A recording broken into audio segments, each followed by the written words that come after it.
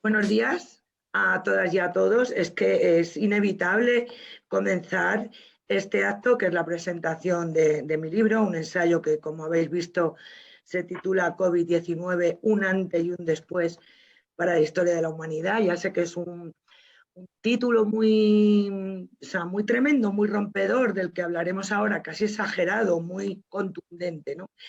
Y es inevitable empezar, primero agradeciendo, por supuesto, la oportunidad de estar aquí en este evento tan maravilloso y de tanto prestigio, ¿no?, como es la Semana de la Ciencia. Así que agradezco, pues en este caso, a mi universidad, a la UNED, que me haya dado esta opción. Es maravilloso. Y agradezco, he sido un poco cobarde, vamos a ver, porque he querido venir acompañada, pues como hay que venir acompañada, ¿no?, de uno de los grandes, que es Manuel Lázaro Pulido, a quien voy a presentar ahora, porque claro, es que queda fatal que presentarse a uno mismo, no estaréis de acuerdo conmigo, ¿no? De Manuel tengo que decir una cosa, fijaos, estamos trabajando los dos, yo creo, Manuel, que esto ya se puede un poquito esbozar, ¿no?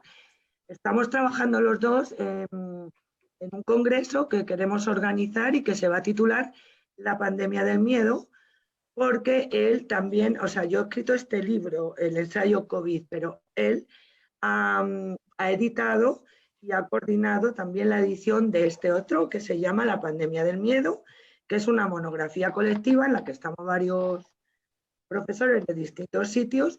Y claro, pues entenderéis que el tema del coronavirus es queda para esto y para mucho más. Fijaos, Manuel, vamos, nos podría llevar casi toda la presentación del libro a hablar de él, porque es tremendo, ¿no?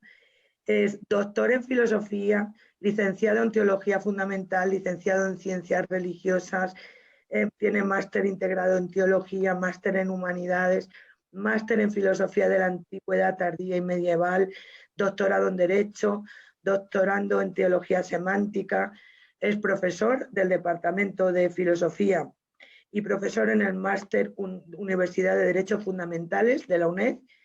Ya está acreditado como catedrático, que eso no sabéis lo difícil que es, ¿vale?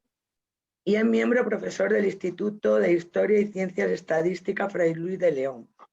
Esto es interesante porque también tiene que ver con la monografía colectiva que os he dicho, y es que es codirector del Grupo de Investigación Hermenéutica y Argumentación Jurídica de la UNED. Coordina el Seminario de Filosofía Jurídica de la Real Academia de Jurisprudencia y Legislación de Extremadura, y podría seguir, creo, Manuel, que me quedaría sin voz, ¿sabes? Pero para que se hagan ustedes una idea del crack del que me he ido a reunir, con el que me he ido a reunir. Es que, a ver, no, yo sé de quién he tirado, ¿no? Entonces, mi compañero que me va a ayudar en la presentación, sobre todo, vamos a ver, yo voy a presentar el libro, si te parece, Manuel. Tú, cuando quieras, levantar la mano así, para que no nos pisemos la voz como el tema es online, y tú apostillas lo que quieras. O si quieres, me dejas que lo diga y después hacemos el coloquio. O, ¿sabes qué te digo? Como vaya surgiendo. ¿Te parece? Me Me parece. parece, me parece. Estamos Bueno, tomándonos un café aquí, ¿no ves? Y yo me lo tomo así. Estamos tomando un café con música. vale, pues perfecto, pues perfecto. Vamos a ver. Voy a darle aquí a compartir pantalla para, vamos a ver, compartir y deciros un poco, bueno, ver la Semana de la Ciencia, ¿no?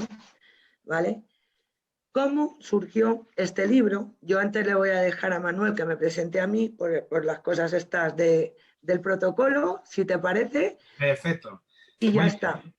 Pues nada, pues para mí es un placer. Primero, gracias, Rosa, por invitarme, ¿no? Por invitar a este acontecimiento, a un tema que de verdaderamente me lleva ocupando intelectualmente mucho tiempo. Ya hablaremos de ello, ¿no? Pero pues no sé, porque es algo que es bastante desbordante y realmente muy multidisciplinar. Y además creo, y estoy convencido, que es necesario abordarlo no solo desde un punto de vista sanitario, ¿vale? Es decir, creo que es necesario abordarlo desde otro punto de vista y entonces en esto precisamente es donde Rosa, pues creo que destaca. no destaca, es decir, cuando digo interdisciplinario y que no sea sanitario no significa que no sea científico, ni mucho menos. Es decir, siempre pensamos que las ciencias solo son las ciencias naturales o aquellas ciencias específicas de cada. No sé, es como si una persona que no fuera director de cine no puede hablar de cine, al contrario. Normalmente, incluso un historiador de arte no ha hecho una escultura en su vida ni es un arquitecto. Y es un excelente historiador del arte y puede hacer una crítica artística precisamente muchas veces porque tiene esa distancia con el objeto. Y entonces yo creo que esto es necesario también que lo sepamos, ¿no? Es decir, ahora hay un acontecimiento importante que también hace la UNED a través de medidas, que las 100 medidas que se van a hacer respecto al COVID, y creo que es una iniciativa muy bonita de la UNED, donde está nuestro rector y también está Rosa María Aranda, que aprecio muchísimo y desde aquí le mando un saludo, y que también os invito a que os enganchéis a ese acontecimiento, a esa presentación de ese libro, que precisamente aborda el tema, digamos, sanitario, es decir, a partir de este COVID, cómo desde un punto de vista sanitario específico, ¿vale? Hay que abordarlo. Eso está muy bien, pero creo que también es necesario que de un nivel de pensamiento se haga. Y aquí es donde Rosa precisamente destaca, porque Rosa es una escritora joven, joven ya, aunque se ve, ¿vale? Que es doctora en Derecho y profesora titular del Departamento de Servicios Sociales, del grado de Trabajo Social, también de la UNED, por lo tanto es compañera, aunque ya a partir desde que nos hemos conocido, ya eso de compañera es una palabra que queda corta, ¿vale? Y esperemos que es algo más ya, ¿no? Y entonces, pues, es una persona que tiene ese componente académico de profesor de universidad, con solvencia, pero además tiene una fase importante en toda fase, además, de investigación, que es la fase creativa. Es decir, los que estudiamos filosofía de la ciencia y metodología de la ciencia sabemos que la fase creativa es importante a la hora de lanzar hipótesis. Hace falta un insight, que dicen, una especie de iluminación especial. Y ella lo tiene porque ella tiene una labor creativa importante que creo que pone al servicio de todo su pensamiento, en este caso, en el tema del COVID, como vais a ver, ¿no? Pero entonces es una persona que ha sabido llevar el arte al trabajo social, al derecho, y se lo han reconocido. Yo cuando digo, jolín, digo, pero qué personas, qué amigas más espléndidas tienen. Tiene la medalla Juan Alcaide de la Letra del año 2019, ahora que estoy así un poco haciendo memoria y leyendo, ¿vale? Y ha escrito novelas como La sumisa insumisa, que fue premio de novela Ciudad de Irún, poesías como el libro de poesía mística dedicado a Teresa de Jesús, Interesa, 7 moradas, 7 chakras y energía Kundalini, Interesa de Jesús, Círculo Rojo 2019. Esto lo tengo que leer porque me resulta interesante. El libro tiene muchos libros, el testamento hológrafo otorgado por personas que escriben con la boca o con el pie, me interesa también mucho, interesante el tema de la apertura, de la apertura, digamos, humana a cualquier discapacidad, es decir, un montón de cosas, universalizarte el arte en la universidad como medio terapéutico y docente, etcétera, ¿no? También un proyecto Alzheimer solidario, es decir, yo me pongo, dice que yo tengo muchas cosas, pero ella es infinito esto, ¿vale? Es esa labor. Yo a mí lo que me interesa esto, y lo diría ahora, queridos los que me están escuchando, si me escucha alguien, que espero que sí, Rosa, tenéis a Rosa una persona creativa y cuya creatividad está puesta al servicio de la investigación. Y esto es necesario en una fase, ¿no? Que sobre todo muchas veces somos demasiado empíricos y positivos, ¿no? Entonces las hipótesis hay que lanzarlas y ella lo lanza, y creo que además no solo eso, sino que ha sabido en el libro justificar todas sus afirmaciones a través de la bibliografía donde se sustenta y, lógicamente, de lo que se llama argumentos de autoridad. ¿Quieres que diga más, Rosa? Es que No, lo que le invito a favor. que lean el libro, que va a ser la mejor presentación que tengan de ti. Bueno, pues te dejo hablar. Pues muchísimas gracias, Manuel. La creatividad en realidad es una cruz como cualquier otra, porque cuando te ha caído en suerte, yo te puedo asegurar, en suerte y en desgracia, que la tienes que sacar sí o sí porque va en esencia. Y esto es verdad que tiene mucho que ver con todos mis trabajos y, por supuesto, con este libro que veis aquí, COVID-19, un antes y un después en la historia de la humanidad. No sé cómo verás tú esto. Yo quiero decirle a todos los que nos estén viendo, fijaos, este es mi libro número 12 publicado, yo no estoy contando ya inéditos ni nada. Sin embargo, con este libro me ha ocurrido algo que no me había pasado nunca, nunca jamás. Y es, vamos a ver, tú lo sabes, Manuel, cuando hacemos un artículo o escribimos un ensayo, uno puede tardar más o menos, pero tiene la información en casa, en la biblioteca, en el ordenador, va trabajando, va elaborándolo. Este libro, COVID-19, no, se escribió en tiempo real. Quiero decir, estamos viviendo unos tiempos no rápidos, supersónicos, fulminantes, que la información llegaba, porque tengo que decir que lo acabé en mayo, es un libro para recordar. El ser humano tenemos, no sé si es una tara o un salvavidas, un poder amnésico tremendo. Hace nada que pasó la primera ola de la pandemia y en cierta manera la hemos olvidado. Yo no sé si olvidamos para sobrevivir o olvidamos porque somos necios, o un poco de las dos cosas, ¿no? Si acaso este libro que tenéis aquí sirve para recordar aquellos momentos en donde los contagios eran por millones, los muertos eran por centenas diariamente, todo lo que fue aquel impacto, el shock. Se nos ha olvidado que hubo un tiempo en donde no había mascarillas, no había pantallas protectoras. Esto que veis aquí detrás, tan colorido, que hablaba de la creatividad, es un collage de 2 metros que tuve que hacer en marzo porque estaba en shock, como todo el mundo, ¿no? Es el collage del coronavirus, esto sería para haberlo explicado. En abril, aquí en casa, estuvimos haciendo pantallas protectoras caseras para personal sanitario que estaba vistiéndose con bolsas de basura en algunos casos. Entonces, repito que este libro sirve para recordar y que ahora me parece muy interesante este ejercicio de retrospectiva, ¿no? Porque veo que se escribió, es el único libro que he escrito en tiempo real. La información, recuerdan, Manuel, caía a borbotones, a diario, de un lado, de otro, de unos medios, de otro, de aquí, del extranjero, era tremendo, ¿no? Y aquello yo, poco a poco, lo fui recogiendo y se fue haciendo la composición de este ensayo sin pretender hacerlo, ¿no? Me interesa mucho, no sé si como escritora, el lenguaje de las cosas. Hay un lenguaje de la pandemia, es muy interesante. Igual que hubo un lenguaje, pues se me ocurre con la crisis económica, que sin tener ni idea en profundidad, salvo los economistas, todos hablábamos por la calle de la prima de riesgo, ¿no? Del escrache, del rescate, etcétera, ¿no? Hace poco vi a 2 señoras mayores con el carro de la compra, o sea que no sé, sin ánimo de prejuzgar, que le dice una a otra, dice, ¿tú conoces la tendencia del voto demócrata de Wichita? Esto parece un chiste de José Mota, ¿no? Digo, pero ¿sabrán dónde está? No sé, me preguntaba Wichita, que es la tendencia del voto demócrata, etcétera. Pasa lo mismo con el coronavirus. Ahora mismo, ¿cuántas veces habremos escuchado la frase cambio de paradigma, ¿sí o no? Por supuesto, que si pangolín, que si mercado, que si no sé qué, ¿no? Bueno, pues todo esto yo lo quiero poner de manifiesto. Así que vamos, si os parece, a comenzar ya un poco esto. Me pregunto lo siguiente, lo que está claro es que el coronavirus ha sido un impacto personal, familiar, social, nacional, mundial. Estamos en un antes y un después, dicho de esta manera, en la historia de la humanidad, pero algunas preguntas para empezar vamos a dejarlas aquí. Vamos a ver, ¿guarda relación con otras pandemias de la historia? ¿Podríamos aprender de antiguos errores y aciertos? ¿O como indicó Hegel, lo único que sabemos de la historia es que no aprendemos nada de la historia? ¿Es posible que junto al tambaleo a la salud y a la economía, el coronavirus sea un detonante que nos haya situado como humanidad en un punto de inflexión? Y aquí está el dato que te va a interesar, Manuel. ¿Hacia dónde nos dirigimos?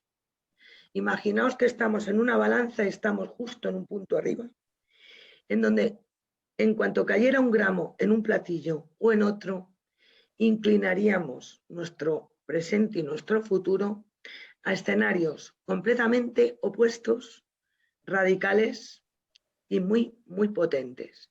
¿Hacia dónde vamos? ¿Vamos a ser capaces de crecer como sociedad? ¿Seremos una sociedad madura, una sociedad adulta, que cojamos las riendas de nuestras vidas? ¿O se lo vamos a dejar a papá Estado todo? ¿O vamos a repetir los errores de siempre? Esta peligrosa polarización, esto no me lo invento, esto está en los medios diariamente, ¿nos va a impedir avanzar? ¿Podrá esta dualidad enquistada, esto te va a encantar, Manuel, conducirnos a regímenes totalitarios, a un conflicto semejante al que vivimos en otras épocas históricas?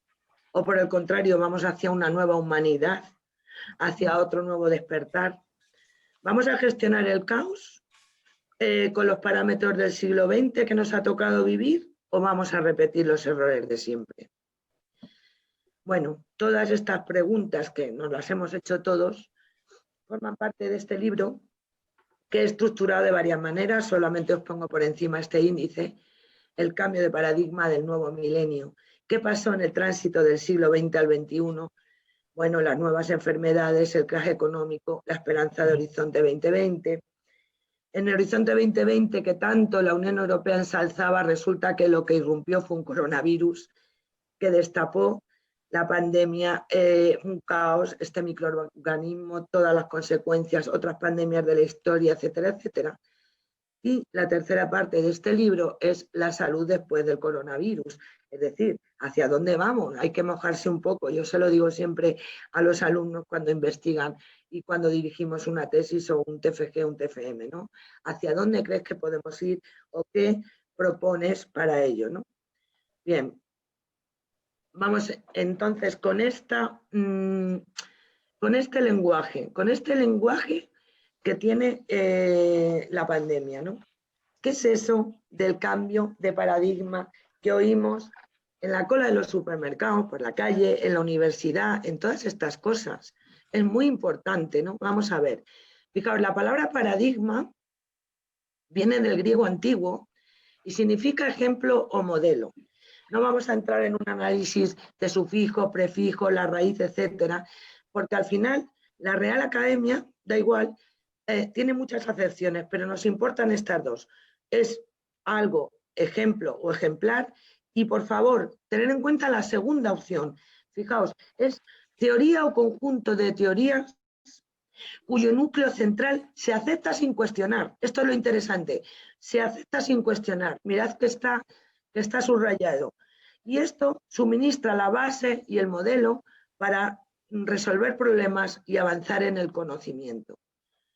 ¿Qué va teniendo esto que ver con lo del coronavirus y el cambio de paradigma? Fijaos, aunque se hable mucho de esto, fue este señor, Thomas Kuhn, en 1962, este físico y teórico de nacionalidad norteamericana, el que inventó la frase cambio de paradigma en este libro que veis aquí, La estructura de las revoluciones científicas, en el año 1962.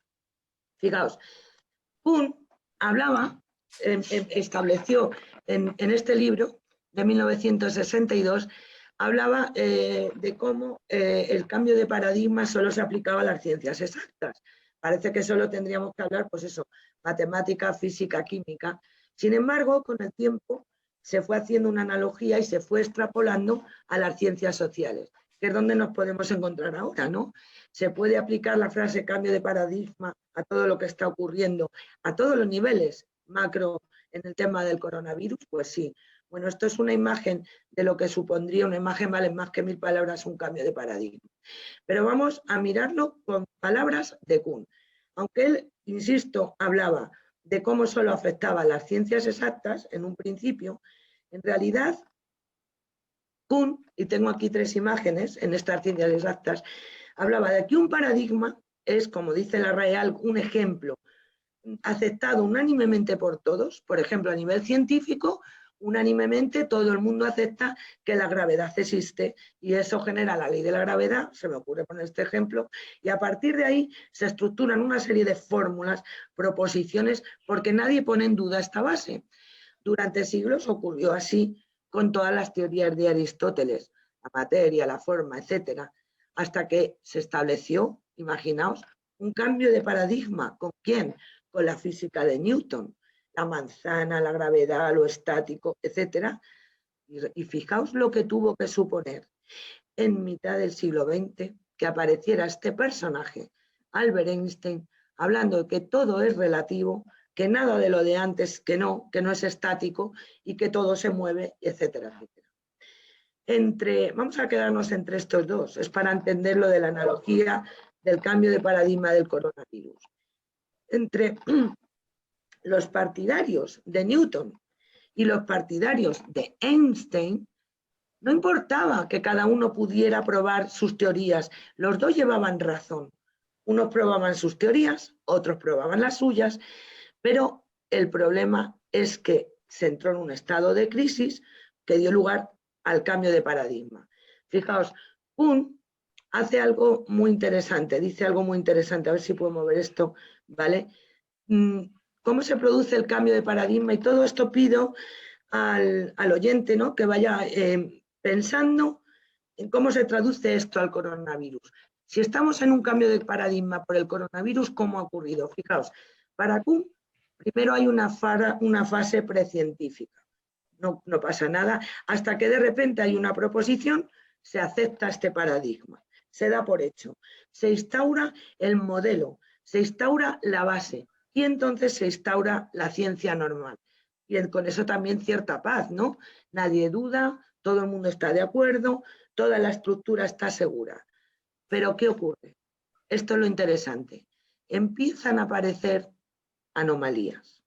Una fuga por aquí, otra por allá, un problema por aquí. De momento no pasa nada hasta que el nivel de anomalías es tan tremendo que se hace la proposición de un nuevo paradigma. Cuando ya se acepta, surge la ciencia revolucionaria, que es lo que pasaría, por ejemplo, con Albert Einstein.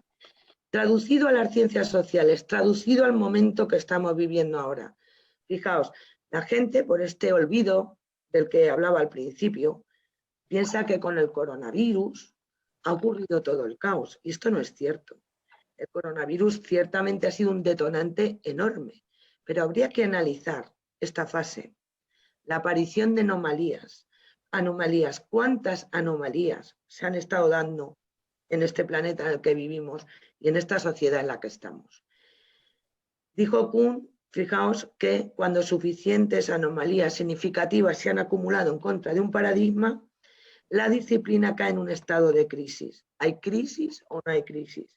Hay una crisis global ahora mismo. Durante esta crisis ocurren nuevas ideas, a veces las que antes se descartaron, hasta que un nuevo paradigma gana a sus seguidores. Fijaos, ¿qué ocurre? Que entre medias hay una batalla intelectual. El grandísimo problema, ¿cuál es?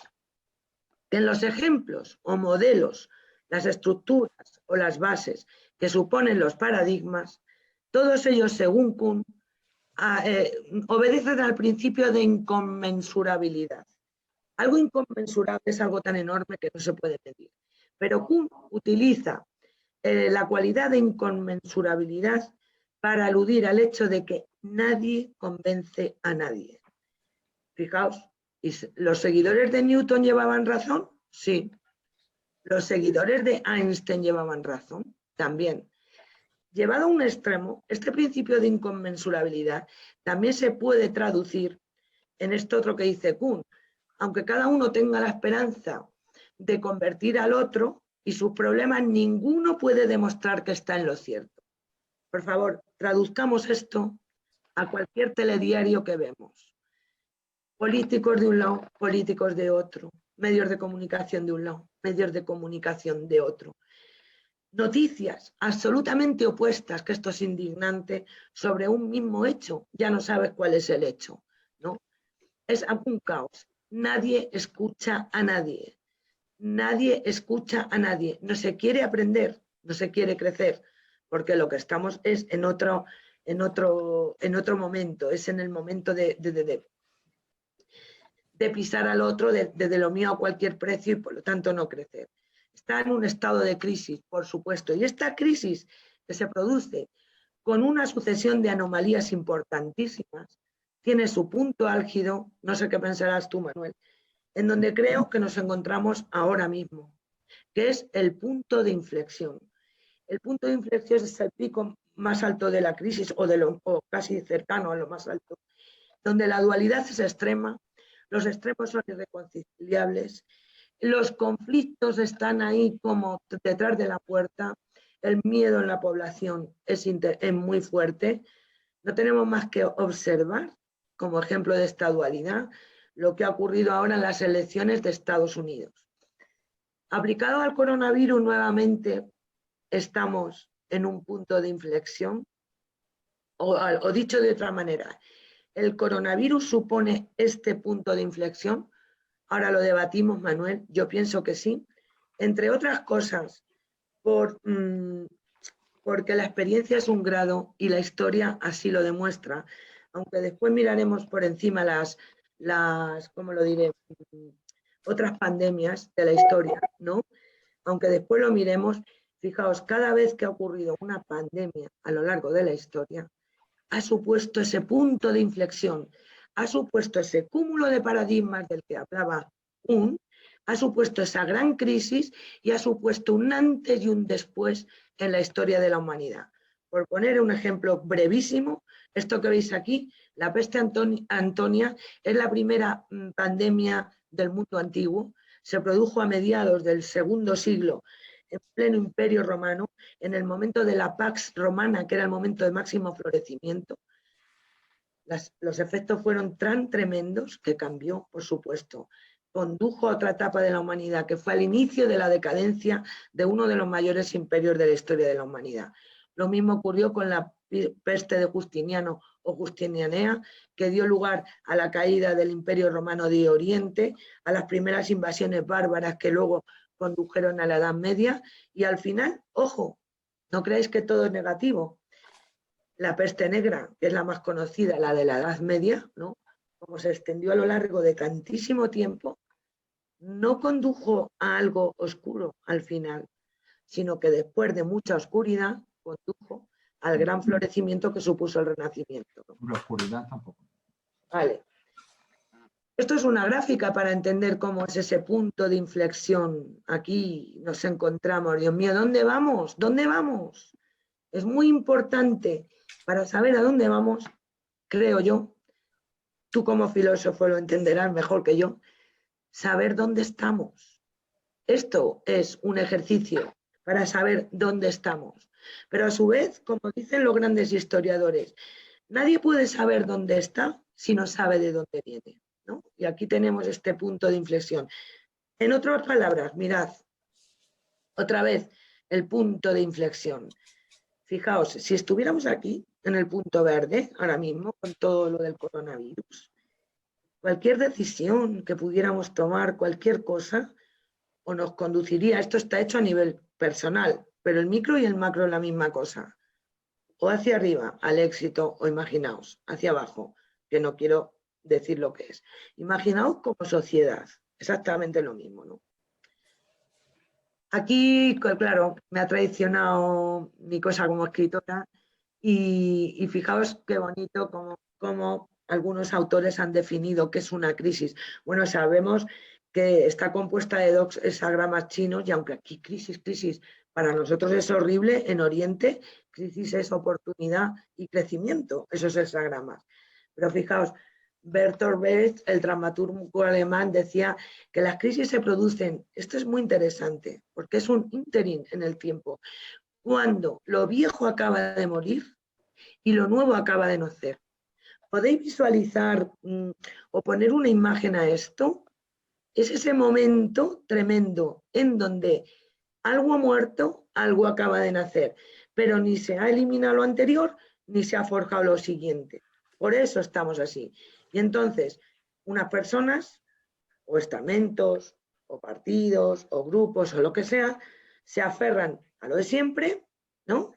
Otros están ya en el otro punto. No sé si es cuestión de mayor apertura, crecimiento, experiencia, no lo sé. Pero me parece muy interesante esta definición.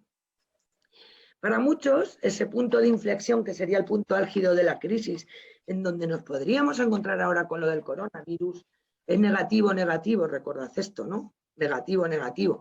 No es negativo, es que depende cómo tú te tomes este punto, depende de la conciencia que tengas del lugar en el que te encuentres, a nivel personal, traducido luego también a nivel social, y depende de las elecciones que tomes, ¿no? porque para algunos autores, como el periodista y escritor Marco Caldwell, fijaos qué bonito, el punto de inflexión es el momento mágico, cuando una idea, tendencia o comportamiento social cruza el umbral, golpea y se propaga como un reguero de pólvora. Para Max Lerner, otro escritor, curiosamente, es el proceso de crecimiento, es cuando se descubre el núcleo de la fuerza en el interior que sobrevive a todas las heridas.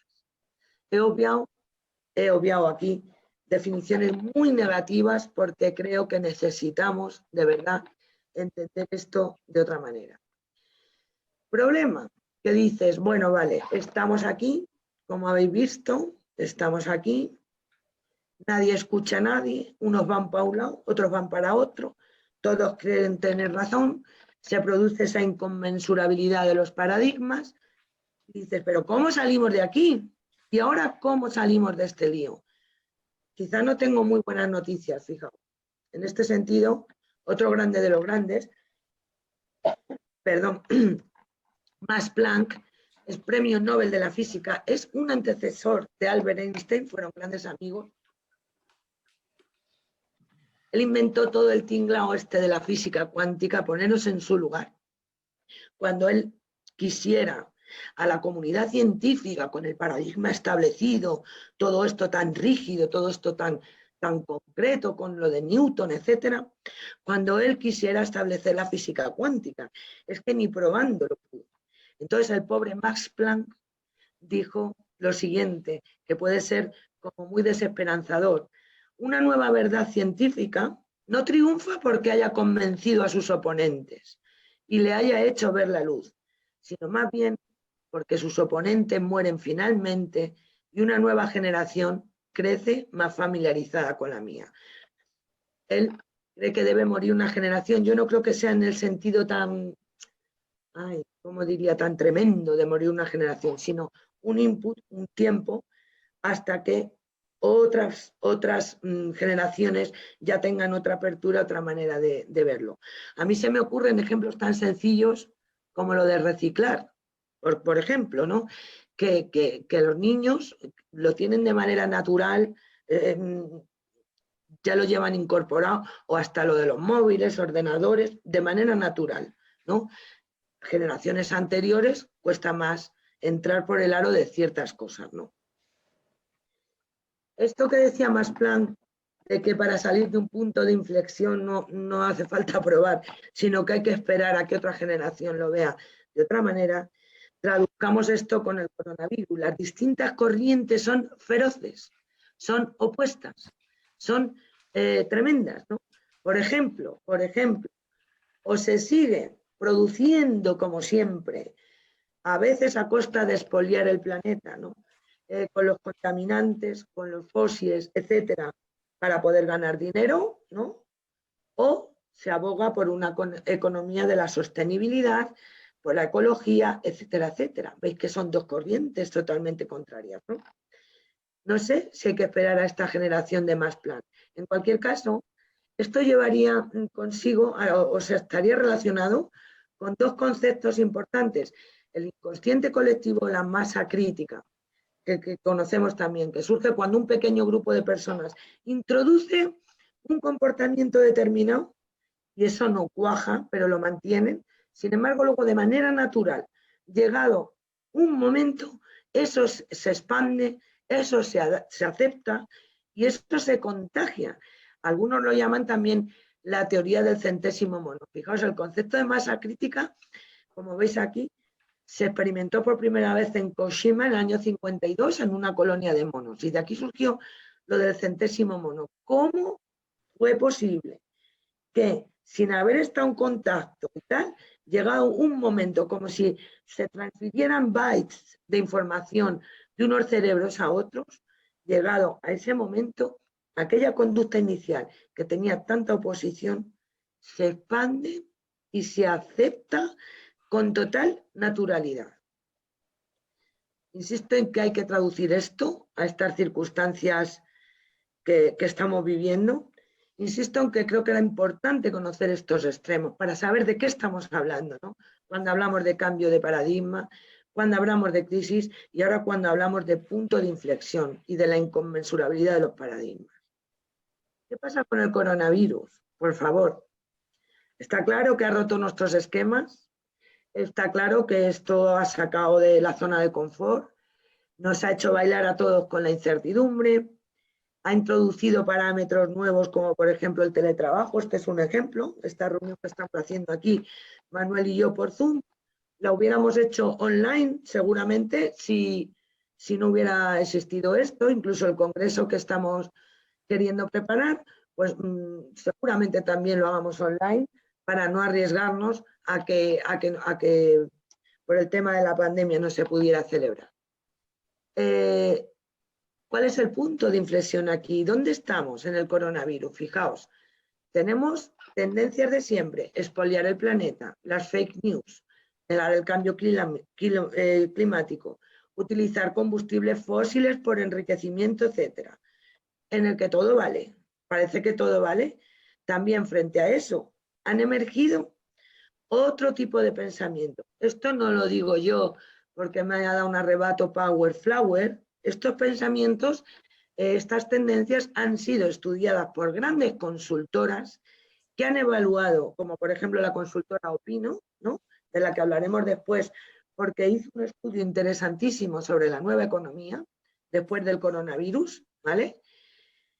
Después de realizar una webinar sobre miles y miles de personas de tendencias, continentes distintos, llegó a conclusiones importantes.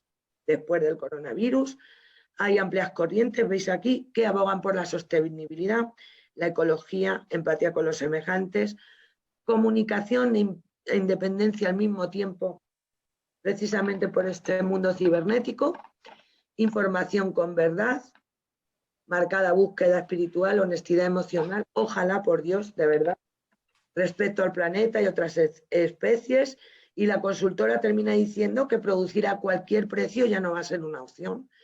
Y con estas palabras, del mismo modo que mentir y manipular para conseguir réditos individuales, tampoco. Esto es increíble hoy en día con la que está cayendo. Esto no, nos cuesta mucho imaginarlo. ¿Sabéis por qué? Porque estamos aquí rodeados de crisis. Estamos en este punto ahora mismo. Es muy difícil imaginar todo esto. Pero sí es cierto que podemos inclinar esta balanza hacia esas tendencias que dice esta consultora, después de analizar a miles y miles de personas, o nos vamos a gobiernos totalitarios y a otra serie de cosas, a la pandemia del miedo, que es el título fantástico del libro que ha editado Manuel, con un montón de implicaciones que da hasta escalofríos mencionar, ¿no? Por eso es tan importante hacer esta reflexión, Manuel, porque a nivel individual planteémonoslo como si fuéramos nosotros mismos, que nos entra una crisis vital, tenemos una crisis por cualquier circunstancia, imaginaos, la muerte de alguien, el desempleo, una separación, lo que sea, ¿no? ¿Qué hacemos con eso? Lo tapamos rápidamente, le ponemos paños calientes o paramos, analizamos cómo nos sentimos, qué pasa, hacia dónde podemos ir, qué riesgos corremos, ¿no? Pues me parece lo mismo. Primera parte, además es mucho más breve, pero creo que estará la interesante, que luego nos va a dar a ti y a mí el debate. Fijaos, el historiador, escritor Yuval Harari, por favor pido que esto se grabe y se analice con toda la conciencia del mundo, conciencia, dice, ahora en el 2020, en este momento de crisis, perdonad que tengo esto aquí, nos enfrentamos a dos elecciones particularmente importantes. Fijaos, ¿cuáles son estas elecciones? Por un lado, son los extremos de la balanza, según este señor, entre vigilancia totalitaria y empoderamiento ciudadano. ¿Qué os parece? Totalmente opuesto. La segunda es entre aislamiento nacionalista y solidaridad mundial. ¿Cómo te has quedado, Manuel? este señor.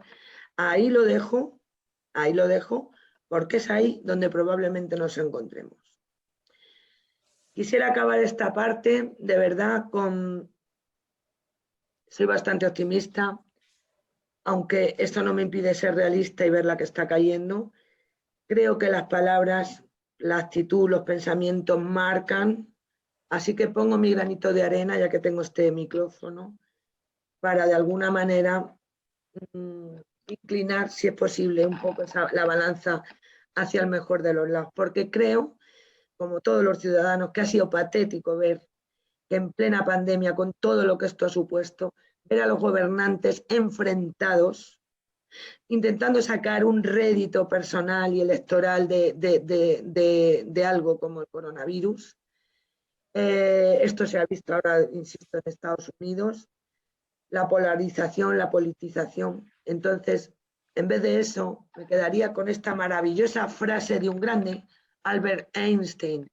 Dice, en vez de eso, trabajemos duro y acabemos de una vez con la única crisis amenazadora, que es la tragedia de no querer luchar juntos por superarla.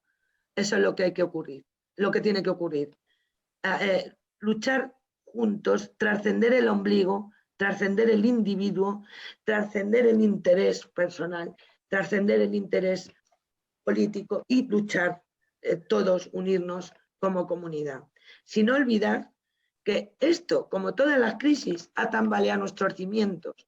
Al tambalear nuestros cimientos nos saca de una zona de confort. Al sacar de una zona de confort la vida, y perdonar la metáfora, me gusta escribir, la vida nos ha invitado a un baile y el baile se llama incertidumbre. Tenemos que aprender a bailar con ella, pero sin olvidar otro de los grandes, Charles Darwin. Fijaos, no es la especie más fuerte la que sobrevive, tampoco la más inteligente, sino la que mejor se adapta. Voy a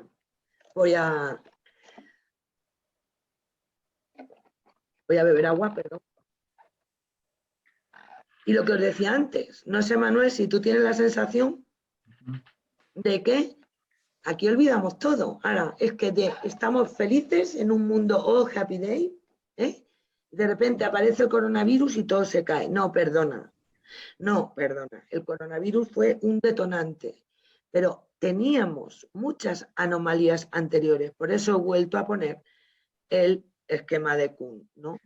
Estaríamos aquí, la ciencia normal, hasta que empieza la aparición de anomalías.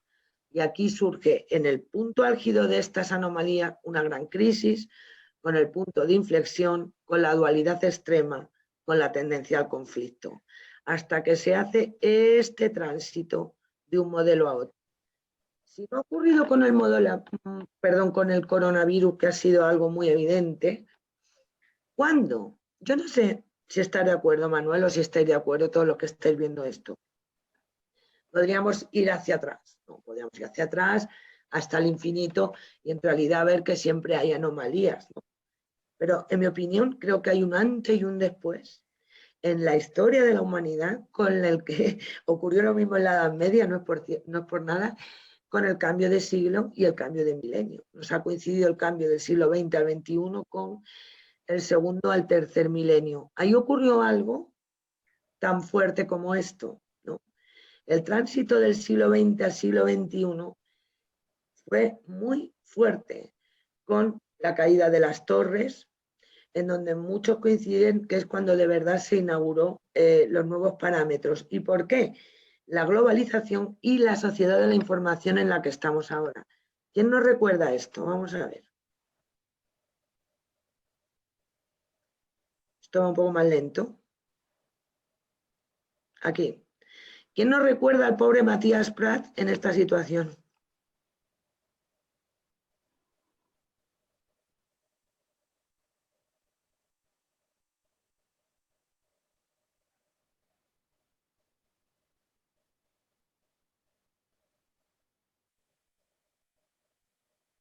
No escuchamos el audio. Ay, vale. Al darle a compartir, tienes la opción de compartir audio. Te aparecerá. Bueno, no importa, no hace falta. No te preocupes, gracias, Mario. A ver. Joder. Vale. Vale. Bueno, ya está. Bueno, ahora vuelve otra vez. No importa. Me refería, es que bueno, eso sabéis que es un viral. El pobre Matías Prats, porque estaba dando el telediario todos los días, tranquilamente, y de repente ocurre lo de las torres. Porque para muchos es un comienzo del cambio de paradigma, el tránsito del 20 al 21 con este acontecimiento. Porque es por primera vez en tiempo real se produce una comunicación de un evento como este en las televisiones del mundo entero. Esto es la era digital, esto es el mundo cibernético, está en la sociedad de la información y está en la globalización que conlleva, ¿no? ¿Por qué digo esto también? Porque a partir de aquí ocurrieron muchas cosas, cambiaron normas en todos los sentidos, no solo que si las famosas armas de destrucción masiva, otros atentados, se cambiaron las normas para viajar, los transportes, las fronteras. Surgieron dilemas tan interesantes que están hoy en día en boga, ¿no? Como la libertad o la seguridad. Manuel, esto que nos interesa tanto, como los gobiernos a veces les interesa el miedo de los ciudadanos para poder establecer en base a la teoría del shock, porque era un shock, ¿no? Una serie de medidas que son bastante impopulares y que de manera normal no las aceptarían. Todo esto, retrotrayéndome un poco en el tiempo, si tenemos ahí a la Edad Media, creo que hay un antes y un después aquí. Pero el siglo XXI, del cual solo han pasado 20 años, de hecho, fijaos, tendremos alumnos que no hayan vivido esto porque todavía no habían nacido, ocurrieron otras cosas. Es que vino dando caña, como decimos ahora. Otras nuevas enfermedades y epidemias. Fijaos, no es una pandemia el cáncer como tal, pero desde luego está instaurado ahora mismo en todo el primer mundo. Otras epidemias, ébola, sida, la gripe aviar, la gripe porcina, las vacas locas, la hepatitis C. Bueno, y todo esto cambió al nuevo vocabulario. Fijaos, ahora el cambio de paradigma, pues aquí, antrax, zoonosis, contacto de humano a persona, pangolín, mercado, etcétera. Nuestro ombligo egocéntrico de ciudadanos de esto que llamamos primer mundo nos hace olvidar que la gran pandemia no es ninguna de estas, ni siquiera es el coronavirus. La gran pandemia se llama hambre, afecta a 2/3 partes del mundo y hasta que no entendamos esto, yo creo que no vamos a ir bien, ¿no? Pasaron otras cosas en estos escasos 20 años. ¿Quién no recuerda esto, por favor? Ya habíamos salido del decenio negro prácticamente, que era el que va de 2008, desde la caída del Lehman Brothers con las hipotecas subprime o las hipotecas basura, hasta el 2018, aquí tenemos el caos de Wall Street, que era un caos solo comparable con el del 29, casi un siglo antes, cuando luego entró el coronavirus. Pero volvimos a cambiar el vocabulario, ¿os dais cuenta? Y ahora de repente aquel acontecimiento de empiezan guerras, antras, atentados, ahora de repente todos hablamos del FMI, del PIB, de la prima de riesgo, recortes, escraches, recesión, bancarrota, desahucio, rescate financiero, etcétera, etcétera. Fijaos la sucesión de anomalías trasladando la teoría de Kuhn hasta que ha llegado este año 2020. Ha habido unas cuantas, ¿no? Esto me hace mucha gracia porque es un eufemismo, si me permitís, una ironía casi macabra. Los profesores universitarios sabemos, teníamos esto grabado en mente, la Unión Europea desde casi comienzos del siglo XX ponía el horizonte 2020 como, vamos, un momento de paz y amor y de máximo esplendor científico en donde iba a haber que instaurarse una serie de programas a lo largo de varios tiempos, de varios lustros, ¿no? Hasta llegar al 2020 que todo sería perfecto. En el ámbito de la salud, por ejemplo, que es lo que ahora nos va a interesar más, la Unión Europea, bueno, hablaba de cómo vencer el Alzheimer, el cáncer, la diabetes, a establecer programas de salud cuando llegáramos a este 2020. ¿Y qué ocurre en este 2020? Fijaos, ¿qué salud nos llega? Justo el coronavirus. Esto sí que es un imprevisto. No me voy a extender aquí porque lo tenemos reciente todos, es en nuestra memoria colectiva. en el ranking de los países más contagiados. Estoy hablando, como este libro lo terminé en mayo, a 1 de mayo de 2020 España era, después de Estados Unidos, y Estados Unidos es 1000 veces más grande, el país con más números de contagiados, con el mayor número de muertos también. Perdón, ¿qué ha pasado aquí? Bueno, sí.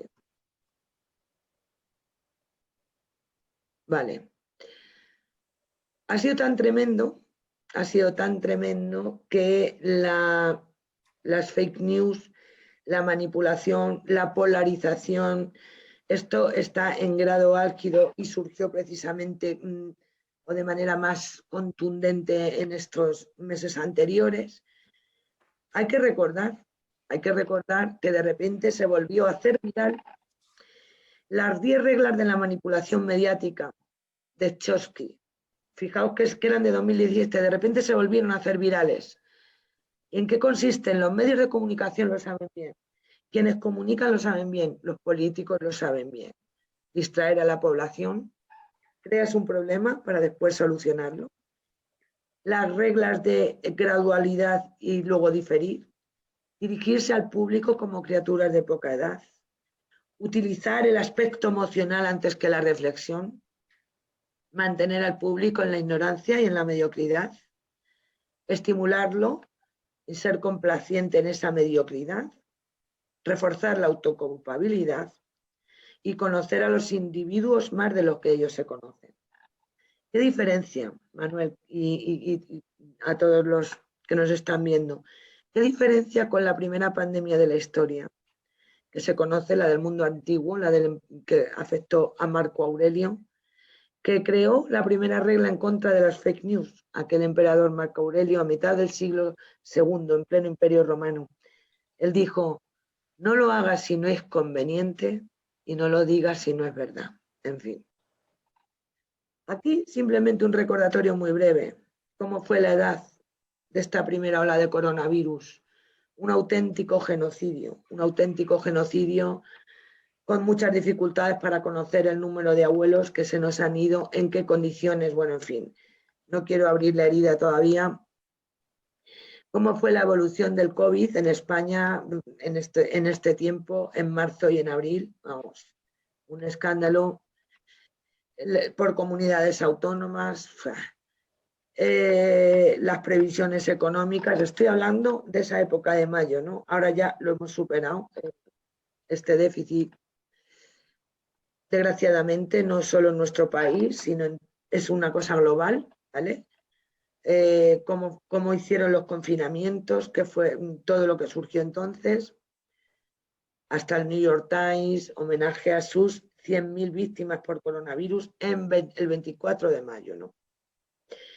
Yo, no sé, no lo digo aquí, sino en global, he echado tanto de menos. O sea, cuando irrumpió esto, no sé si habré sido inocente, ¿no?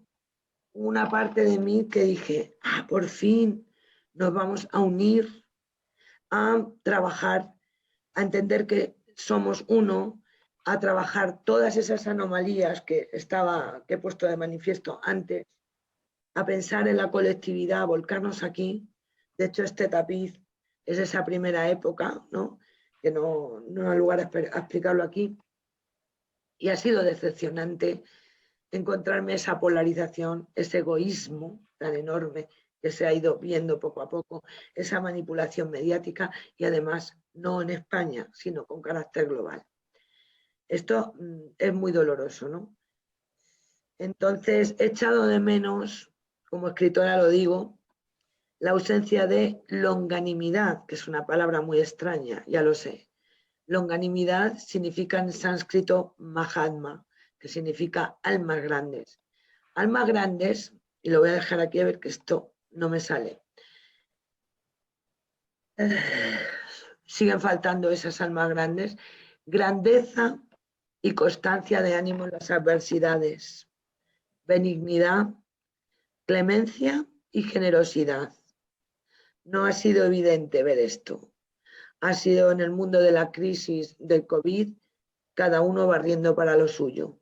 Falta falta esta grandeza de alma, en mi opinión, ¿no? Me di otro apartado porque hay un historiador que se llama Andrés Nadal, que se queja mucho de que le digan a los historiadores como retrógrados que miran al pasado. Y no le falta razón porque él dice, no miramos al pasado, somos los grandes visionarios. Y es cierto, los historiadores pueden ser grandes visionarios, porque si cada uno de nosotros a nivel personal miráramos, nos detuviéramos a mirar nuestros errores y nuestros aciertos a lo largo de nuestra experiencia vital, probablemente tomaríamos conciencia y nos comportaríamos de una manera determinada, en vez de ir así a lo loco, ¿no? Esta famosa frase de Hegel, lo único que aprendemos de la historia es que no aprendemos de la historia. Y digo esto porque con el coronavirus, aunque se ha hablado mucho de otras pandemias de la historia y tal, creo que no han dejado el pozo que debería dejar este estudio para ver que estamos repitiendo patrones, solo nos cambia el escenario, solo nos cambia un poco el escenario. Fijaos, hemos sido tan necios que en todas las pandemias de la historia hubo rebrotes, en todas. Las segundas olas fueron siempre, a veces, mucho peores que las primeras. Y nosotros, ¡oh, se acaba el coronavirus! Venga, todo el mundo fuera, ¿no? Sin prever en estas cosas.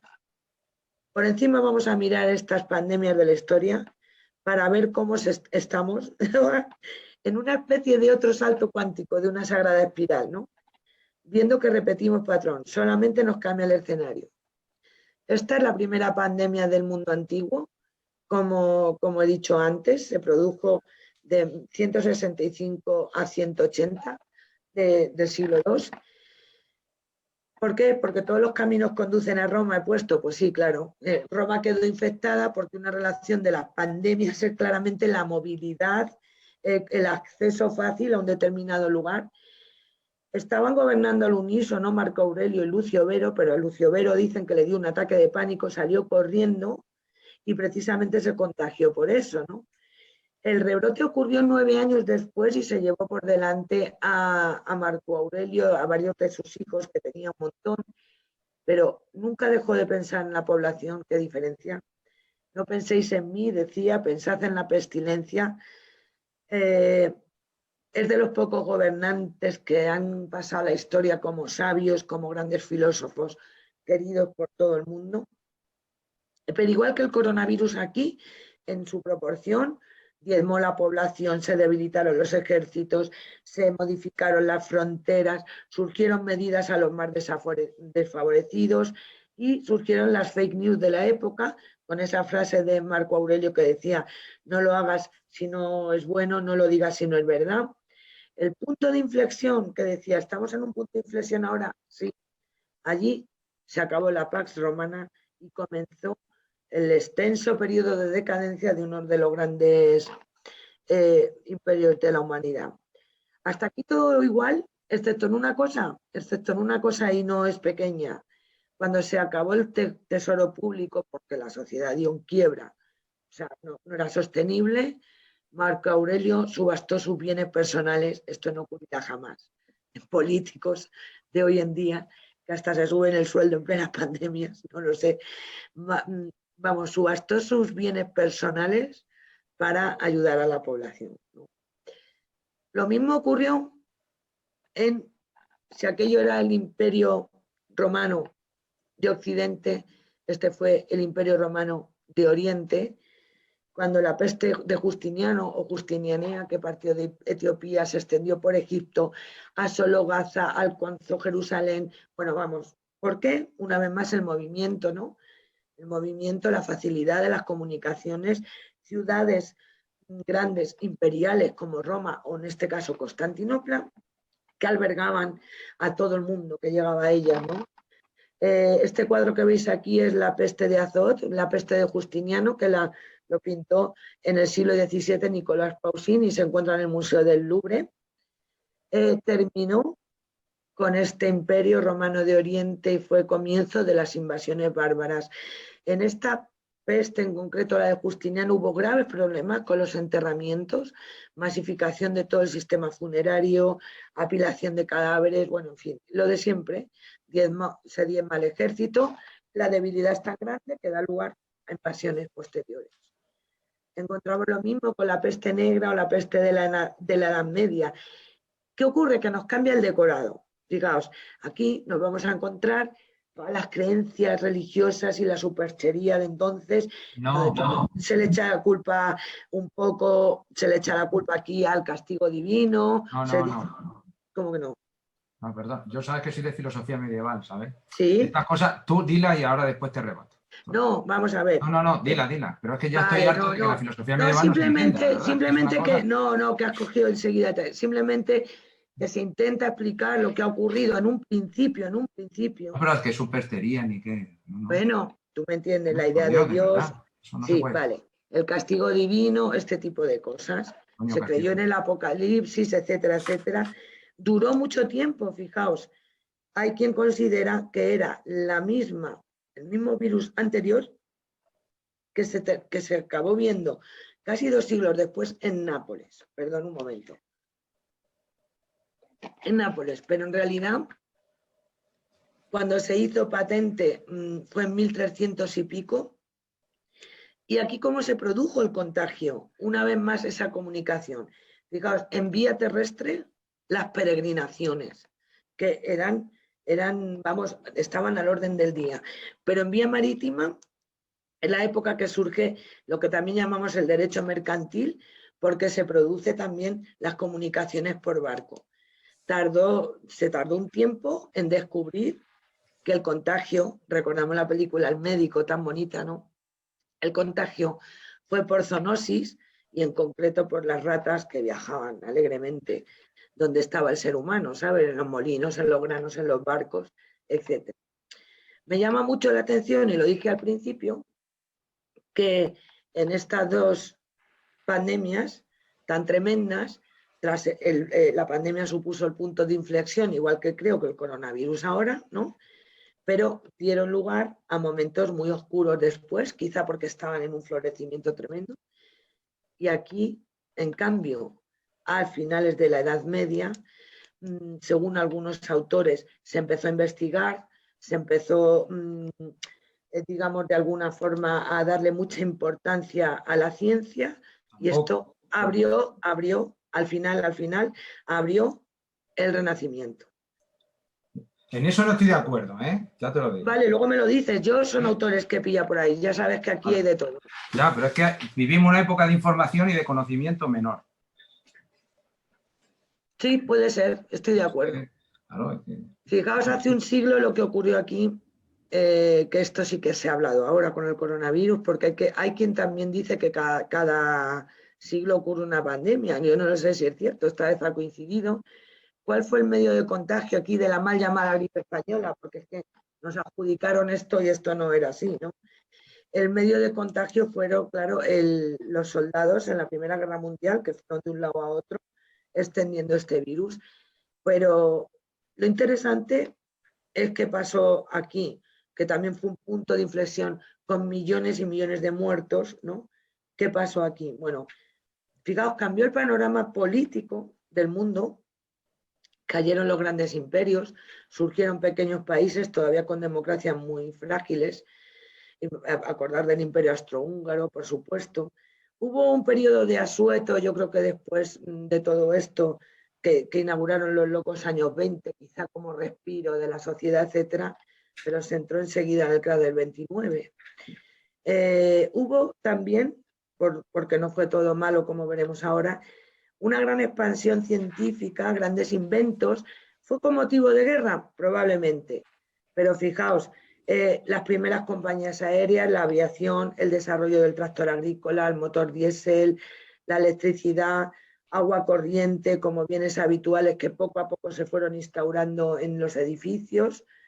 Pero, cuidado, que se esbozaron los movimientos totalitarios que luego dieron lugar a la Segunda Guerra Mundial. Bueno, Wall Street en pánico, este es una portada de 29 de octubre del 29, ¿no? Con el crack que he dicho. Podríamos hablar de muchas más cosas. Por ejemplo, no he dicho que aquí entre medias nos encontraríamos después de esta y esta otra pandemia tremenda que fue la viruela, que, por no extendernos, ¿no?, que cruzó el viejo y el nuevo mundo con los barcos que iban intercambiando bienes y servicios de un lado a otro. Y por supuesto, al acabar el siglo XX y darle la bienvenida al XXI, un terror como el SIDA, que aunque tenía otras vías de contagio, también causó estragos y millones de muertos en el mundo, hasta llegar al coronavirus. Fijaos, ¿qué hay en común de todo esto que he esbozado brevemente y el coronavirus? No sé, pues primero he puesto no discriminación, transporte y fácil acceso de la población a un determinado lugar. Esto para empezar. Claro, todos los caminos conducen a Roma, o imaginaos Constantinopla, o sea, o imaginaos el comercio en la Edad Media, imaginaos las peregrinaciones, imaginaos los barcos que van de un lado a otro entre el viejo y el nuevo mundo, o imaginaos los soldados que van para todos lados con motivo de la guerra. ¿Qué ocurre con el coronavirus si vivimos en la época de globalización, donde las fronteras no son ningún problema? Estamos aquí en 2 horas, estamos en París, en 1 hora, ¿no? Todas las pandemias han dado riesgo de rebrotes, de hecho ha habido rebrotes, por eso digo que aquí hemos estado tontos, ciegos o con necesidad de, ala, vamos a celebrarlo, y no. Ha sido un momento crítico en la historia de la humanidad, como he dicho, cada una de ellas se ha ido conduciendo a determinados puntos, y una vez más se reafirma la idea de que este punto de inflexión dibuja un futuro de extremos absolutamente opuestos que vamos a ver. Llegados a este punto, vuelvo al interrogante del principio. El coronavirus también está marcando este cambio de paradigma entre el siglo XX y el XXI, nos está cambiando incluso un cambio de época, de era, no se ha terminado de dibujar, como decía Abrel, es que lo antiguo ha muerto y lo nuevo no ha nacido, es hacia dónde vamos. Y repito esta frase de Yuval Harari, que dice, insiste, en que nos encontramos en 2 elecciones importantes entre vigilancia totalitaria y empoderamiento ciudadano, o entre aislamiento nacionalista y solidaridad mundial. Corrientes de pensamiento, seguro que me faltan, esta yo las he cogido en aquella época y creo que esto no es un numerus clausus, como diríamos en derecho, ¿no? Se han dicho muchas cosas. Por supuesto, es evidente la virtualidad como realidad. De hecho, fijaos, qué fuerte que una de las universidades más prestigiosas antiguas del mundo, la noticia que diera la Universidad de Cambridge, no dará clases online el próximo año por el coronavirus. Corrientes de pensamiento, la sostenibilidad del planeta, el antes y un después de las ciudades. Hay un cambio inesperado después del coronavirus. Vale, si tú lo dices. Los arquitectos también han estado hablando de nuevos entornos. De hecho, las inmobiliarias estaban viendo una demanda de casas de pueblo, casas de campo, incluso en grandes ciudades, casas con terraza. También nos encontramos las teorías apocalípticas del fin del mundo en este cambio del siglo XX al XXI. Algunas personas creen en el apocalipsis puro y duro, o sea, esto se va a acabar. Otros creen que es el fin del mundo, tal y como lo conocíamos antes. Son los partidarios también en el punto 5, la nueva humanidad, la era de Acuario. Vamos a otra espiritualidad, vamos a limpiar toda la morralla que teníamos aquí. Son interesantes estas teorías del miedo y el interés. Son teorías que cifran el caos en un derrumbe económico global, abogan por un retroceso a niveles de hace décadas, ¿no? Aquí tenemos autores. En las sociedades modernas el miedo es un tema que incumbe a todos porque no conoce barreras sociales.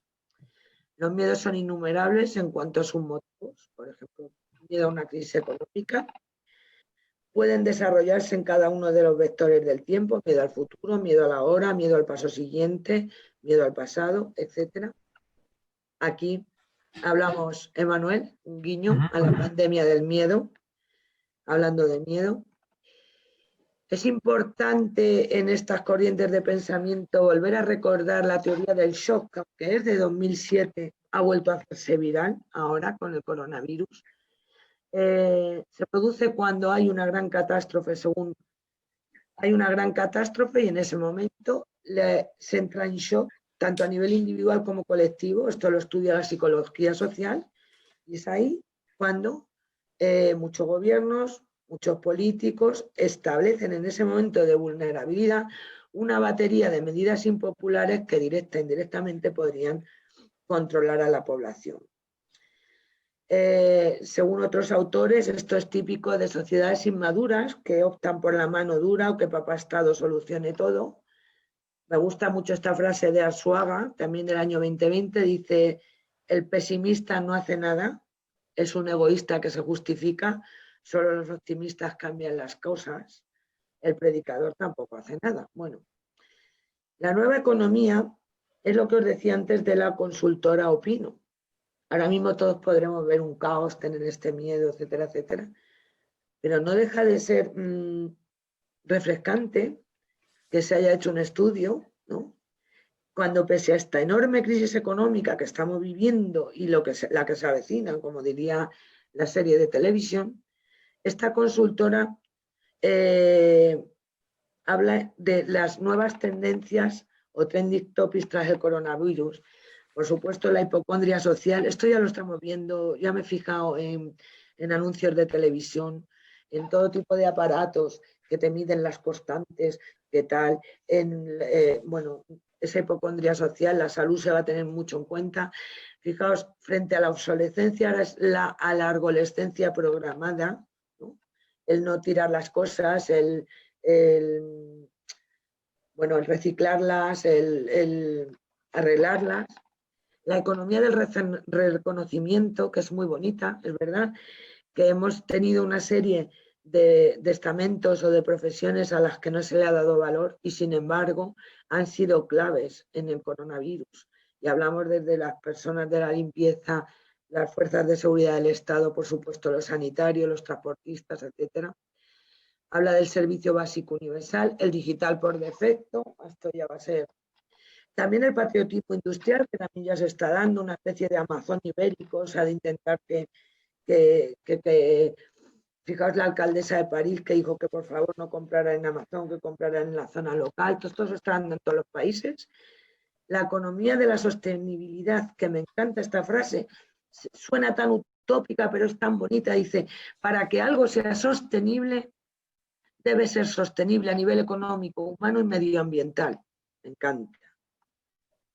Y luego el principio de desconfianza masiva, donde mentir dejará de ser una opción, según opino, ¿eh? Ojalá, ojalá. Otras corrientes es la biodiversidad como protección. Si cuidamos el planeta ya estamos protegiéndonos de muchos de sus virus. Se ha dado también el coronavirus espiritual, todos somos uno. Y bueno, los que abogan por un tambaleo necesario para que haya un tambaleo de conciencias, pero haya luz al final del túnel. Yo casi haría un inciso aquí, tengo muy poquito más, ¿sabes? Porque sí que he hecho la salud después del coronavirus, en donde esto sí que he puesto algunas premisas. Bueno, no son tan sencillas como que el siglo XXI necesita un nuevo concepto de salud. El ser humano es cuerpo, mente, emoción y espíritu.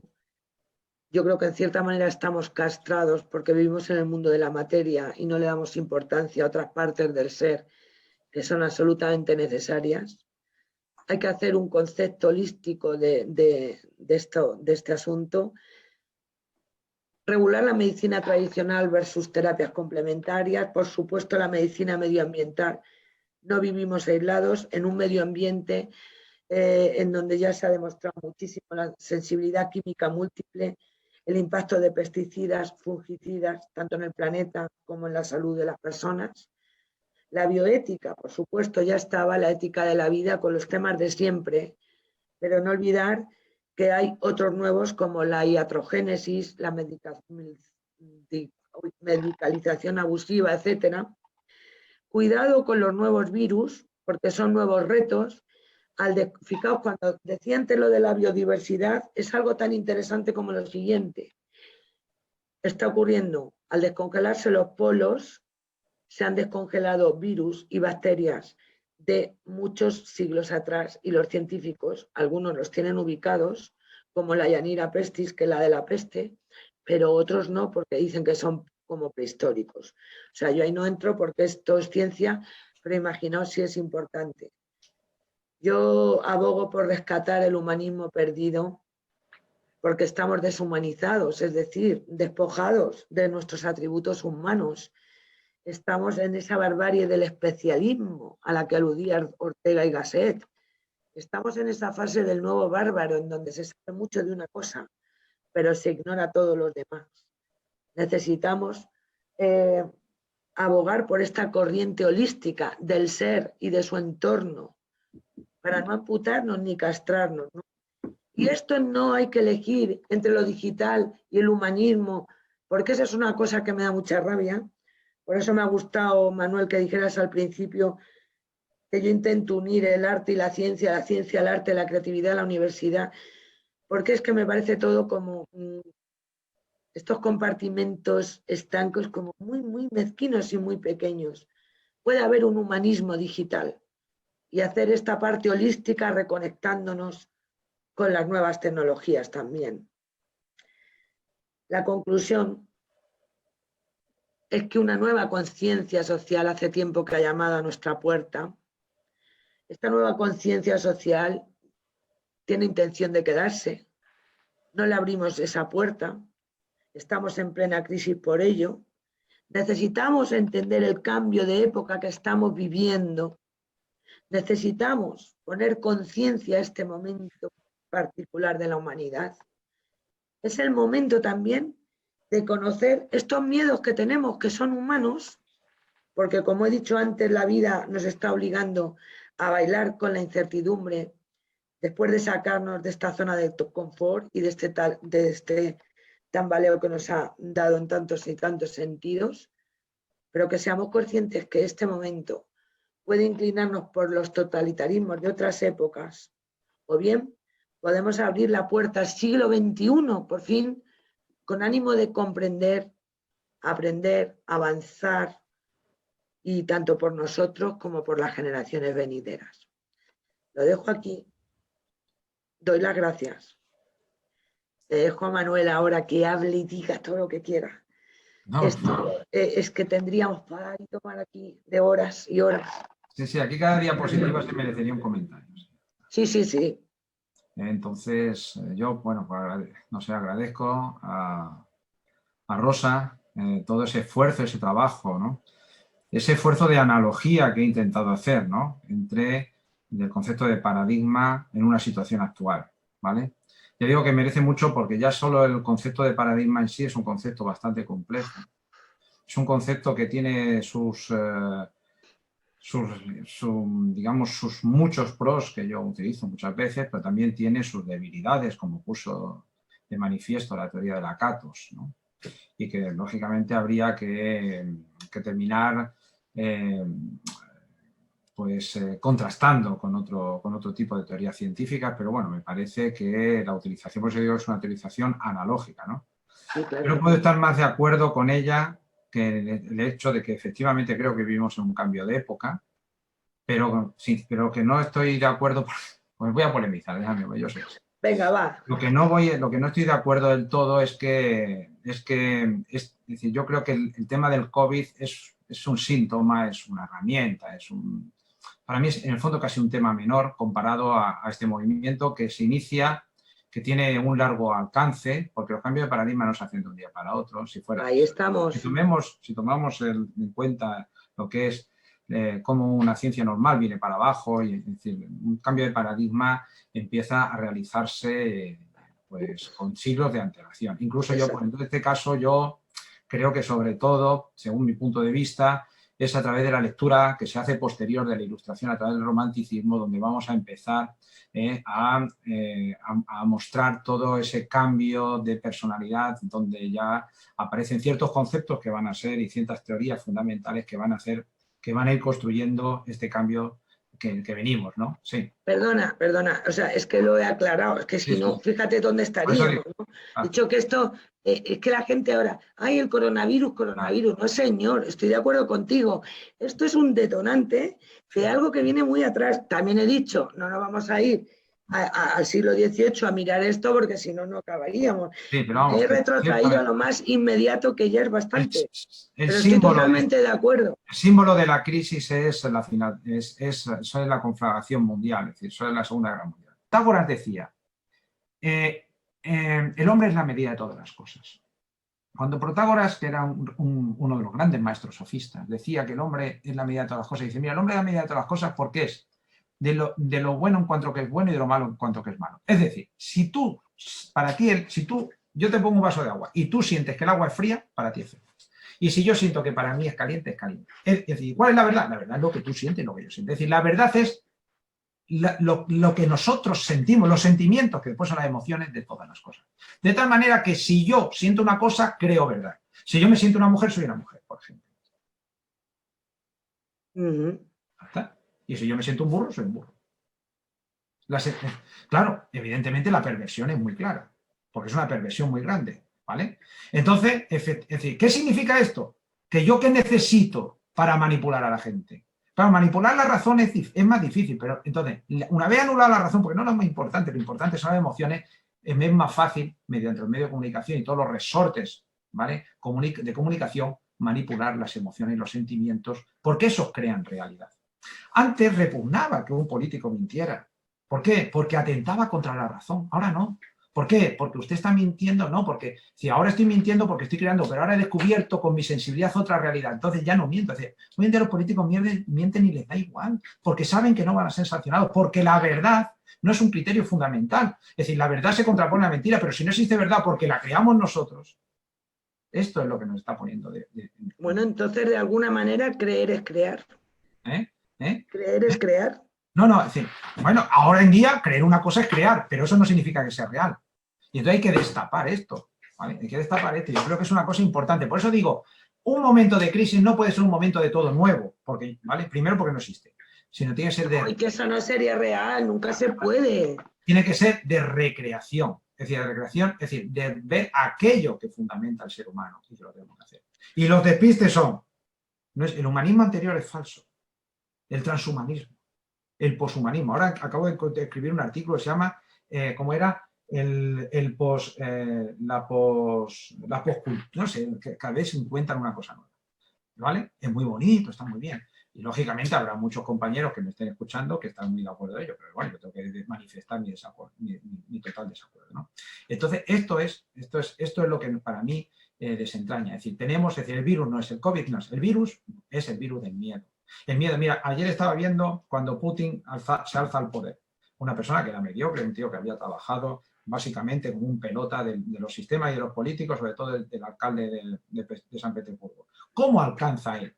Tú oyes y entonces oye, ¿cuándo alcanza el poder? Él alcanza el poder gracias a hacerse una imagen del gran Salvador como un héroe del James Bond ruso. Esto está ahora mismo, mira, una reportaje está bastante bien. Un James Bond ruso, ¿vale? En un momento en que Rusia está paralizada por el miedo por la guerra de Chechenia. Ojo, por otra parte, pillaron a unos espías, a unos miembros del FSB, de la antigua KGB, poniendo bombas, aunque después los desmintieron, que eran unas prácticas y tal, poniendo bombas como si fueran chichenos. Es decir, y dice así, en unos momentos la frase del reportaje dice una cosa que es esclarecedora. Dice, la gente tenía miedo y por eso votó. El miedo es el gran... Hombre, totalmente. El miedo es el gran... Totalmente. Que tenemos en este momento. Por lo tanto, es una en este, perdona Manuel, como en otros momentos de la historia que han ocurrido X acontecimientos y viene fenomenal para establecer la teoría del shock de la que hemos hablado. Estoy totalmente de acuerdo en esto. Entonces, no podremos ser libres de ánimo con ese miedo. Claro, pero el problema que tenemos es que nos damos cuenta que en el fondo, es decir, a mí lo que me maravilla, sin quitar la gravedad que pueda tener esto, es que aquí se ha creado una catástrofe. Se ha creado una catástrofe. Es decir, lo que no puede ser, ayer hablaba con una profesora de Derecho de la Universidad de Extremadura, que estaba hablando con ella, me decía, Manuel, no puede ser que llevamos desde marzo de 30 minutos, 20 minutos contándonos los muertos que tenemos. que si tal, que si tal. Es que a la gente le crea una psicosis auténtica.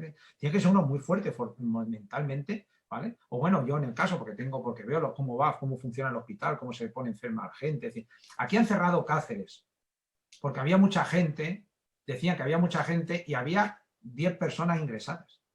Eso era mentira en el hospital. Sí que no era verdad. Si no era verdad. Pero si lo dice la tele, coño. Yo he discutido con una señora cuando estaba escribiendo el libro de, mire, porque yo tengo citado, mire, esto en los estudios de The Lancet, en los estudios de Nature. ¿A mí qué me dice? Si yo estoy muy informada con la tele, pues ya está, ya no tengo nada que decirle, señora. Ese es el tema. Ese ¿Vale? es el tema. Entonces creo que esto es fundamental. Entonces, ¿veis? Entonces, el virus del miedo ha atacado a un ser muy débil, tiene un mecanismo de comunicación, creo que están muy bien planteados en lo que pone en Chomsky, ahí ponía Chomsky, faltaba la M, Chomsky, no en Chomsky, era un gran filósofo del lenguaje. Fantástico, fantástico. No están de acuerdo en su forma, en su política, pero bueno, aquí le sirvió para esto, vale, bien. Entonces Chomsky, vale, lo dice así, ¿no? Y creo que tiene mucha razón en gran parte de lo que dice, ¿no? Estos mecanismos de manipulación. Y después la deriva que tiene esto, porque claro, esta enfermedad tiene unas secuelas. No te deja a nosotros no nos va a dejar una neumonía bilateral, que por otra parte, como cualquier neumonía, pues tiene las secuelas, pero vamos, que ya veréis cómo no son para tanto. No. Aquí es peor. Aquí no van a dejar, en España particularmente, cada país en cada contexto va a ser diferente. Tengo los amigos franceses que están que trinan con el Macron, pero vamos, aquí lo que nos va a dejar es una democracia muy, muy, muy, muy, muy debilitada. Y eso la gente tiene que darse cuenta. Es decir, ¿por qué? Porque han creado la falsa diatriba entre seguridad y libertad, ¿no? Entonces, a la seguridad cedo a la libertad, como tú bien has dicho, ¿vale? Acuérdate que eso ya se planteó brutalmente, lo he dicho, con lo de la caída de las torres, porque las comunicaciones se intervinieron, la violación de los domicilios, los correos, o sea, todo empieza ya. Entonces, esto es un binomio eterno, es un binomio eterno. Pero es un binomio hay veces que puede ser real, pero aquí es falso. Aquí estamos aplicando un estado de alarma ilegal, inconstitucional, prolongado en el tiempo, de una manera impropia, con mecanismos que no se contemplan casi solo en estado de guerra, como puede ser el hecho de tener un estado de alarma, que yo solo había visto una vez cuando Tejero, y entonces, claro, es decir, y la gente, pero es que pregunta a la gente, claro, está muy bien, porque lo importante es la salud. No, perdone, lo importante no es la salud. Yo no quiero vivir 100 años. Yo quiero vivir los años que viva de manera plena, digna y satisfactoria. Ahora estoy hablando como humano, además de como creyente, que entonces ya aún es mejor. Pero como un ser humano, una vida plena, yo no quiero ser la pantera que vive 15 años en vez de 13 y cómodamente, en vez de vivir, aunque sea con los riesgos de una pantera libre en el campo de donde me ha hecho. Yo no quiero eso. Y eso es lo que a mí me encanta. ¿Vale? Bueno, ya podría hablar eternamente de esto, y bueno, pero bueno, espero que por lo menos lo importante de todo esto es que tu libro, ¿vale? O lo que yo escriba, o lo que yo diga, yo se lo digo a la gente, a mí no, que es la gran pregunta que yo hago, no me interesa incluso si yo no sé si tengo razón o no. Lo que yo quiero es que la gente se pregunte, por Dios, reactivar ese... Exacto, porque mira, me entrevistó ayer un locutor de radio con motivo de esto del Día de la Ciencia y decía, pero tú en el libro pondrás la verdad, ¿no? Fíjate que el caos de fake news en el que vivimos, para que me dijera, pero tú pondrás la verdad. Decía, ¿cuál es la verdad? Yo lo que pongo es, porque además, como he dicho antes, escrito eléctricamente en tiempo real, todas las opciones que han ido surgiendo para que hagamos esto que estamos haciendo aquí tú y yo, que es razonar. Es que creo que tenemos la obligación de poner al servicio modestamente, con un micrófono, un libro, un artículo, corrientes de pensamiento para que podamos pensar, para coger esa fuerza racional que se ha debilitado y que ese junco pueda convertirse en árbol. Porque si no, teoría del shock, del miedo y del patatús, ¿no? Exactamente, ¿no? Y ya te digo, y también, y no pensemos que todo lo anterior fue malo. No, hay cosas... No. Es decir, la historia, como tú has dicho, no solo es la historia lo que proyecta el presente. La historia lo importante no es que proyecte el presente, que lo proyecta. Lo bueno de la historia es que es capaz de señalar y de delimitar aquellas cosas que han sido y que no se han ido construyendo. Importantes, exacto. Y esto es importante. Es decir, el hecho Hombre, de que... pero es otra tendencia muy cutre, perdona la expresión, del ser humano, y es que todo lo pasado, como yo lo juzgo, que ya está mal que lo juzgue, para empezar. Una cosa es que lo razone, lo juzgue es otra. Lo juzgo desde parámetros de ahora. ¿Cómo vas a juzgar desde parámetros de ahora hechos y acontecimientos y comportamientos de hace 10, 15, 20 ya, no sé cuántos siglos? Es que eso no tiene... Tienes que retrotraerte a todo ese entorno, de todo ese contexto, ¿no? Sí, sí. No, Sí, sí. sí. Bueno, pues ya está. No sé si vamos a seguir más o estamos ya... Yo creo que debería... Está bien, ¿no? Yo creo que está bien. Bueno, yo te agradezco. Había más reservados, o sea, había más una hora más. No, que va, creo que es hasta aquí, hasta la 1 o hasta las 2, pero era por si era presencial y entre los asistentes se debatía. Yo creo que también está bien dejar aquí estas miguitas para que cada cual reflexione, esté de acuerdo o no. Y desde luego, Manuel, un placer, muchísimas gracias. A ti por invitarme, a ver, por favor. Hombre, no, pero que es que además a mí me encanta que se activen las neuronas y no, ¿qué tal? ¿Qué pasa? No estar de acuerdo, reflexión. A mí me encanta el debate crítico porque parte de ese aborregamiento es que la universidad tampoco a veces hasta lo ve bien y es debería ser su leitmotiv, me parece a mí, uno de ellos. Bueno, la universidad, cuando se inicia en el siglo XIII, había una cosa que había que hacer obligatoriamente. Primero en los alumnos y después entre los que eran las cuestiones disputadas. Es decir, había unas cuestiones que tenían que ser debatidas. Maravilloso. Los hacían y los profesores tenían que hacerlo por lo menos 2 veces al año, creo que era en Navidad y en Semana Santa, donde 2 profesores es decir, en esa oscura... debatir. En Edad Media, pues en esa oscura y asquerosa Edad Media, en esa oscurísima Edad Media, 2 profesores todos los años discutían sobre un tema de lo cual estaban en contra y lo discutían delante de la comunidad académica, de toda la comunidad académica, y ahí tenían cuestiones disputadas con una lógica que tenía que ser bien empleada. Eso creo que debemos de recuperarlo. Así, hombre, totalmente. Pero ahora es imposible, porque ahora tú publicas un artículo y si no le gusta el del peer review te hace la censura, una censura ridícula y te dice, este artículo es malo. No, perdone, no, vamos a ver. Totalmente de acuerdo. Eso es otro tema. Eso ya es otro. Nos convertimos en ovejillas negras y en universitarios huérfanos con 2 de pipa. Pero ese es otro tema. Vamos a dejarlo. Bueno, yo quiero de verdad dar las gracias a todos los que nos han estado, todas las personas que nos han estado viendo, y cualquier aportación será siempre bien recibida, faltaría más. Gracias a la UNED por poder estar aquí en este evento de la Semana de la Ciencia. Muchas gracias a Manuel Lázaro Unido. Nos volveremos a ver, pasaremos de COVID-19 a la pandemia del miedo, este congreso que estamos organizando entre los dos, y yo creo que queda poco por decir, ¿no? Pues que hasta la próxima, muchas gracias. Agradecer a la UNED, agradecerte a ti, sobre todo a la gente que nos escuche, pues nada, invitarles a, aunque sea a decir estos son tan idiotas, lo que sea, pero de una manera razonada. A la reflexión. Y ya está, que llegue a la reflexión, ¿vale? Y ya está, pues nada más, no tengo mucho más que decir. Muchísimas gracias. Vale, Manuel, gracias. Adiós.